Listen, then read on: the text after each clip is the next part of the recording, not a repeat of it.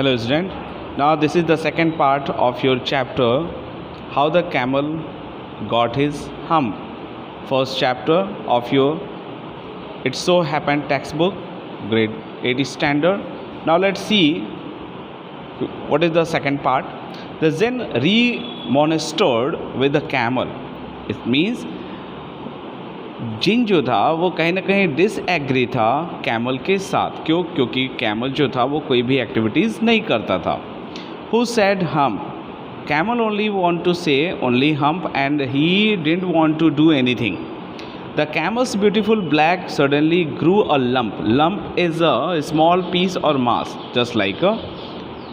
तो अचानक से कैमल्स के ब्यूटीफुल बैक के ऊपर क्या होता है, एक हम्प जो है वो ग्रू करने लगता है, ग्रो कर जाता है. Which was the camel's hump. जो कैमल का हम्प बन जाता है. So lump is what. Lump means that is a small piece or a mass. The jinn assured the camel his hump would always be a help. जिन जो था वो camel को हमेशा ये एश्योर करना चाहता था कि ये जो हम्प है वो हमेशा तुम्हारी हेल्प करेगा. Not a hindrance. Hindrance means difficulties. ये तुम्हारे लिए प्रॉब्लम क्रिएट नहीं करेगा, ये तुम्हारे लिए कोई भी हिड्रेंस नहीं बनाएगा. दैट इज़ ये तुम्हारे वर्क के लिए हेल्पफुल रहेगा. Now let's see what is the chapter now, the second part. The jinn rolled himself up in his dust cloak. Cloak means जैसा पीसेस. जिन जो था वो अगेन अपने उस रोलिंग जो डस्ट होते हैं उस पर मूव करता हुआ वो आगे बढ़ता है. And took a walk across the desert. और वो पूरे डेजर्ट में यहाँ वहाँ घूमना शुरू करता है. क्योंकि उसे कैमल को फाइंड आउट करना था. And found the camel looking at his on reflection in a pool of water. और वो कैमल को देख लेता है जब कैमल वाटर में अपने रिफ्लेक्शन को देख रहा होता है. My friend said the jinn. तभी जिन जो था वो कहता है, ओ मेरे दोस्त, what's this I hear of your doing no work. मैं ये क्या सुन रहा हूँ, you are not interested to do anything. The jinn sat down with his chin in his hand while the camel looked at his own reflection in the pool of water. जिन जो था वो वहाँ थोड़ा नीचे आ जाता है और चिन पे अपने हैंड को रखते हुए देखता है. और उस समय कैमल जो था वो अपने बॉडी के रिफ्लेक्शन को, अपने फिजिक को वाटर में देख रहा होता है. Now you can see here the image in your textbook also given. This one the situation. Okay, now let's see what is the next. My friend said the zine, what this I hear you of your doing no work. Means zine क्या कहता है, मेरे दोस्त मैं क्या सुन रहा हूँ कि you are not interested to doing anything. The zine sat down with his chin in his hand while a camel looked at his own reflection in the pool of water. Gene जो था वो थोड़ा सा down आता है और अपने चिन पे हैंड रख के वो कैमल से देखता है, कैमल को देखता है. और कैमल क्या कर रहा था, camel was looking his reflection in the pool of water. मतलब जो वाटर था उसके रिफ्लेक्शन में वो अपने आप को देख रहा था.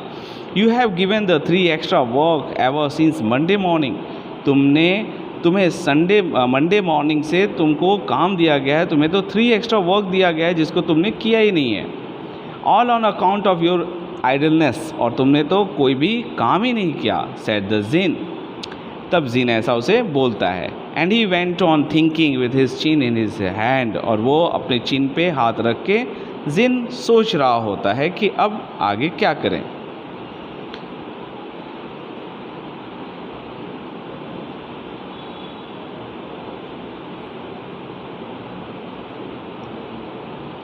हम सेड द कैमल. तभी कैमल रिप्लाई क्या करता है, हम. वो कोई भी बात नहीं करता है, केवल हम बोलता है.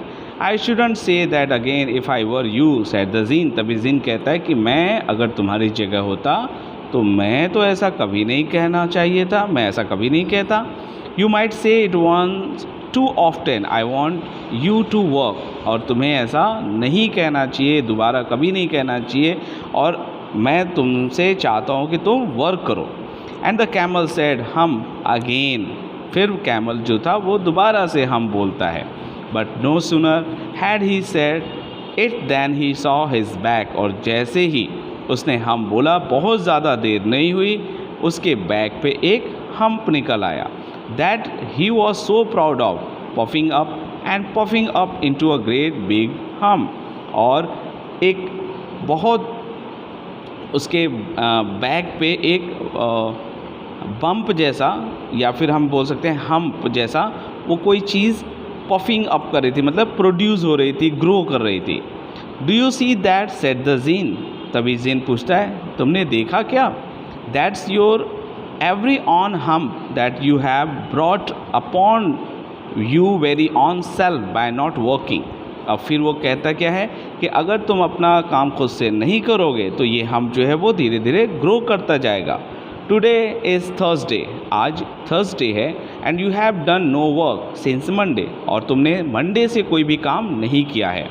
व्हेन द वर्क बिगेन, और जब वर्क शुरू होता है, मीन्स जब वर्ड स्टार्ट हुआ था तब से तुमने तो कोई काम ही नहीं किया है। Now you are going to work, और अब तुम्हें काम करना पड़ेगा। How can I, said the camel. तभी कैमल कहता है, मैं कैसे कर सकता हूँ, with this hump on my back, और ये हम्प मेरे बैक के ऊपर आ गया है, मैं कैसे काम कर सकता हूँ। That has a purpose, said the jinn. तभी जीन कहता है, यही तो मेरा पर्पस है, that is my target. All because you miss those 3 days, because कि वो तुमने जो 3 days वर्क नहीं किए हैं, you will be able to work now for 3 days without eating, और अब तुम उन 3 दिनों का जो काम है बिना taking any food, you have to do that part, because you can live on your hump. क्यों? क्योंकि तुम इस हम्प के साथ हो। एंड डोंट यू एवर से I never did anything for you, और फिर मुझे ऐसा मत कहना कि मैं तुम्हारे लिए कुछ भी नहीं करूँगा। Come out of the desert and go to the 3 and behave. इस डेजर्ट से बाहर निकलो और उन 3 के पास जाओ और बिहेव करो, मतलब एक्ट करो, वर्क करो। And the camel went away to join the 3, और फिर कैमल उन तीनों के पास चला जाता है और उनके साथ मिलके काम करना शुरू कर देता है।